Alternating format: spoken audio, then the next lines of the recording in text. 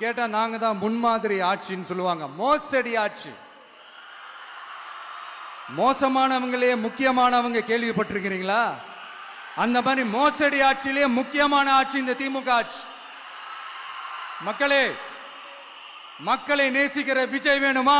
மக்கள் விரோத ஆட்சி நடத்துற ஸ்டாலின் சார் வேணுமா?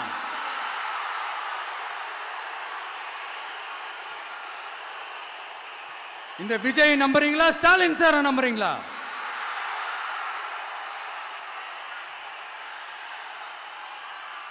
இந்த சத்தத்துக்கு அர்த்தம் தெரியுமா சார்?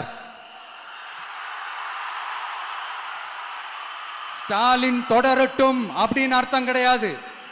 தீய சக்தி திமுக ஆட்சி மறையட்டும், தூய சக்தி டிவிகே ஆட்சி வரட்டும். நானும் உதிக்கட்டும்னு சொல்லாம்னு நினைச்சேன். பார்த்தா அதை வேற திருச்சி பேச ஆரம்பிச்சிருவாங்க. திருநெல்வேலியில், நாங்குநேரியில் இப்போ ரீசெண்டா ஒரே லைன்ல சொல்லணும்னா, நம்ம நண்பர் ஒருத்தர் ட்வீட் போட்டிருந்தாரு. அதையே சொல்றேன். ஸ்டாலின் தொடரட்டும், சட்டம் ஒழுங்கு சந்தி சிரிக்கட்டும். இதுதான் அந்த பிரச்சனைக்கு ஒரே லைன்.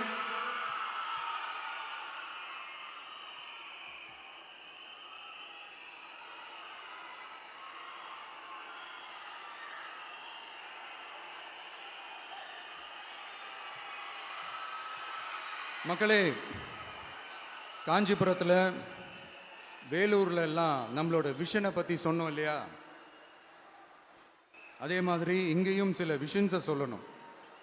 இது மற்றவங்க மாதிரி தேர்தல் வாக்குறுதின்னு சொல்லி ஏமாத்துறது கிடையாது. நம்மளை நம்புற மக்களுக்கு நம்பிக்கை தர்றது. நம்ம ஆட்சிக்கு வந்ததும் இதெல்லாம் செய்ய நடவடிக்கை எடுப்போம்னு சொல்றது. டெல்டா விவசாயிகள் சமீபத்தில் கூட உரத்தட்டுப்பாட்டை சந்திச்சிங்கல்ல.